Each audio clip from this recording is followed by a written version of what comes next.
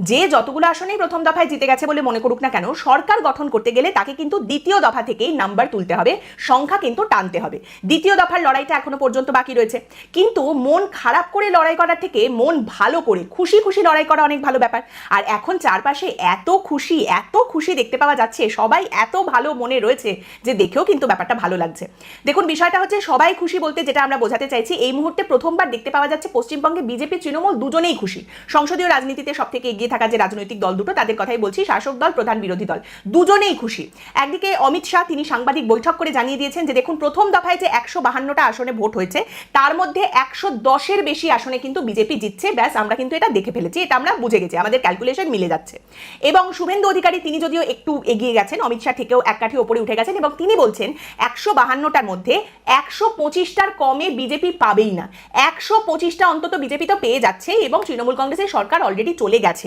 আবার উল্টো দিকে অভিষেক বন্দ্যোপাধ্যায় তিনি আবার তার নিজের ক্যালকুলেশন, নিজের সমীকরণ সামনে রেখেছেন, এবং তিনি বলছেন আমি আপনাদের বলে দিয়ে গেলাম, আপনারা একদম মিলিয়ে নিন, প্রথম দফার নির্বাচনে তৃণমূল কংগ্রেসের অলরেডি সেঞ্চুরি হয়ে গেছে।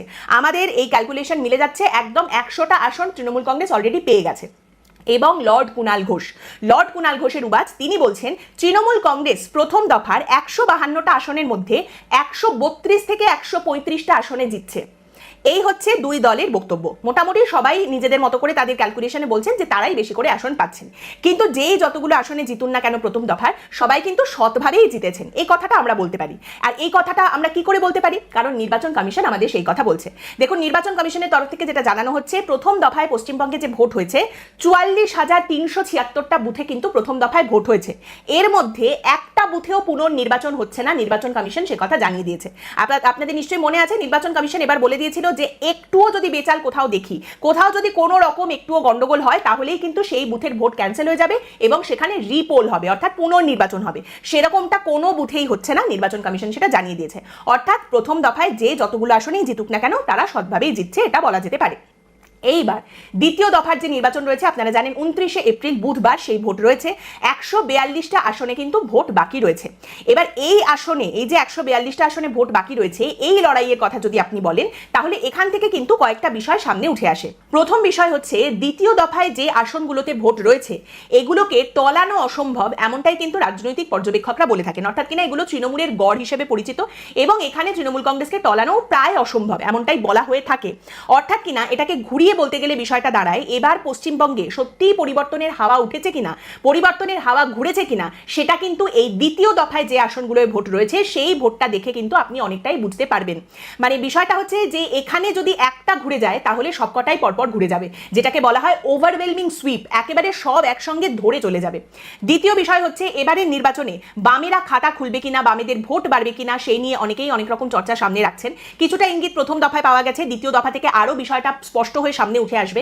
যদিও সেরকম কোনো ইঙ্গিত এই মুহূর্তে খুব সুস্পষ্টভাবে দেখতে পাওয়া যাচ্ছে না, কিন্তু তাও বলা যেতে পারে যে বামেদের ভোট যদি বাড়ে, তারা যদি খাতা খুলতে পারে, তাহলে সেক্ষেত্রে বলা যেতে পারে তাদের ভোটটা কিন্তু যেখানে গেছিল সেখান থেকেই ফিরে আসবে। যেটা এর আগেও বলা হয়েছে, বামের ভোট রামে গেছিল, অর্থাৎ বিজেপির কাছে চলে গিয়েছিল, সেখান থেকেই তাহলে কিন্তু তারা আবার তাদের ভোটটা ফিরিয়ে আনতে পারবে। অর্থাৎ কিনা রামের ভোট বামে ফিরবে। যদিও সেটা খাতায় কলমে যদি হয়, বাস্তবে যদি হয়, তখন সেটা নিয়ে আলাদা করে চর্চা করা যাবে, তার আগে এটা নিয়ে চর্চা করে খুব একটা কোনো লাভ নেই। তৃতীয় বিষয় যেটা, সেটা হচ্ছে দেখুন, এই যে পশ্চিমবঙ্গে তৃণমূল কংগ্রেসের দাপট বা শক্তি, সেটা কিন্তু বেশিরভাগটাই মানে 90% বেশি নির্ভর করছে এই দ্বিতীয় দফায় যে আসনগুলোতে ভোট হয় সেই আসনগুলোর উপর। এই 142টা আসনের উপর কিন্তু তৃণমূল কংগ্রেসের শক্তি নির্ভরশীল। এবার 2024-এর লোকসভা নির্বাচনে আমরা যেটা দেখেছিলাম, পুরসভা এলাকা বা শহুরে এলাকায় কিন্তু বিজেপির ভোট বেড়েছিল। সেই লোকসভাগুলো বিজেপি জিততে না পারলেও সেই লোকসভার অন্তর্গত শহুরে এলাকাগুলোতে দেখতে পাওয়া গিয়েছিল যে বিজেপি ফলাফল ভালো করেছে, তাদের ভোটটা বেড়েছে। অর্থাৎ কিনা শহুরে এলাকার মানুষজন বিজেপির দিকে ঝুঁকে পড়েছেন, এটা দেখা গিয়েছিল। এবারে যেহেতু বিধানসভার ক্ষেত্রে পরিসরটা লোকসভার থেকে ছোট, সেখানে দাঁড়িয়ে এই আরবান ভোট ব্যাংক বা শহুরে ভোট ব্যাংক এটা বিজেপির দিকে ঝুঁকে থাকবে কিনা বা এর কোনো প্রভাব ফলাফলে দেখা যাবে কিনা, সেটা কিন্তু বোঝা যাবে এই দ্বিতীয় দফার নির্বাচনের পর। তার থেকেও বড় কথা, এই মুহূর্তে ইনফ্যাক্ট মানুষজন রীতিমতো কিন্তু তাকিয়ে রয়েছেন শহুরে এলাকার লোকজন, আরবান ভোটার, তারা কিভাবে ভোট দেন, কাদের বেশি ভোট দেন সেটা দেখার জন্য। চতুর্থ বিষয়, আমরা যে ভোট করানোর ক্যাপাসিটির কথা বলে থাকি, যেটা পশ্চিমবঙ্গের ক্ষেত্রে বারবার বলা হয় যে এখানে ভোট হয় না, ভোট করানো হয়। এই ভোট করানোর প্রবণতা বা টেন্ডেন্সি এটা কিন্তু এই দ্বিতীয় দফার যে আসনগুলোয় ভোট রয়েছে সেখানেই সব থেকে বেশি দেখতে পাওয়া যায়, এবারেও সেটাই যাবে।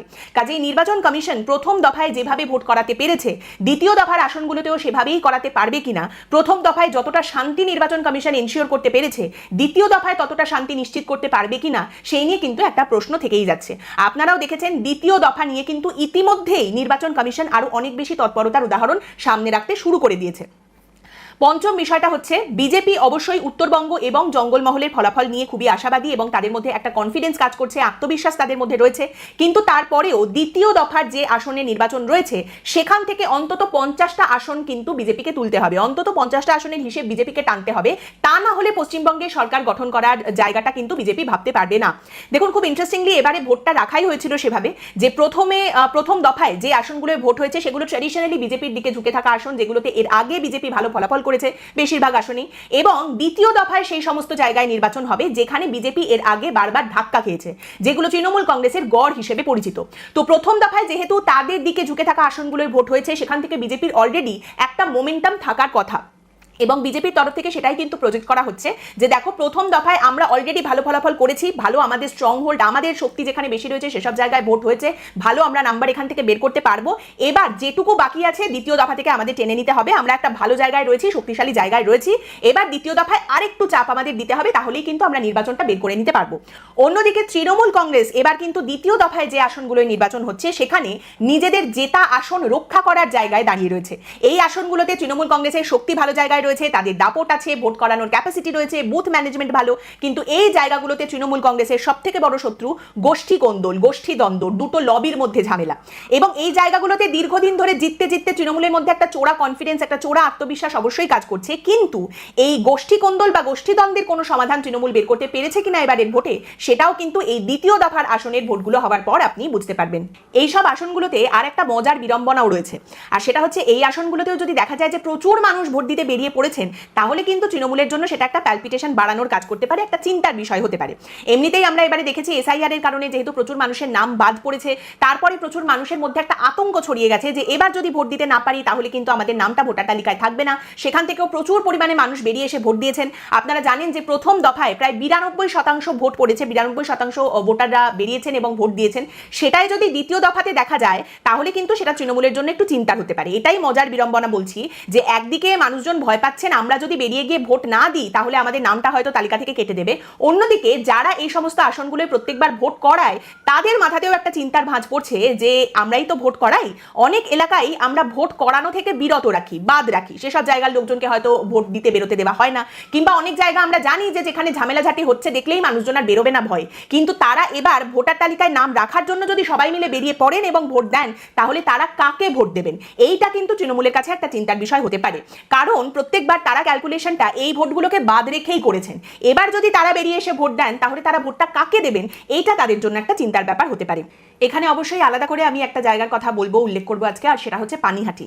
পানিহাটিতে আপনারা জানেন অভয় আর মা রত্না দেবনাথ তিনি নির্বাচনে দাঁড়িয়েছেন, বিজেপির প্রার্থী হয়ে তিনি নির্বাচনে দাঁড়িয়েছেন এবং পানিহাটিতে 29শে এপ্রিল দ্বিতীয় দফায় নির্বাচন রয়েছে। তৃণমূল কংগ্রেসের তরফ থেকে এখানে প্রার্থী নির্মল ঘোষের ছেলে তীর্থঙ্কর ঘোষ এবং বামেদের প্রার্থী হিসেবে এখানে দাঁড়িয়েছেন কলতান দাশগুপ্ত। দেখুন, এখানকার নির্বাচনে কে জিতবেন কে হারবেন সেই কথায় আমি একেবারেই যাব না, সে কথা আমি বলবো না। আমি কোনোদিন এরকম কোনো কথা সামনে রাখিনি, নীতিগত কারণে কে জিতবে কে হারবে এরকম কোনো কথা আমি কোনোদিন বলিনি, আজও বলছি না।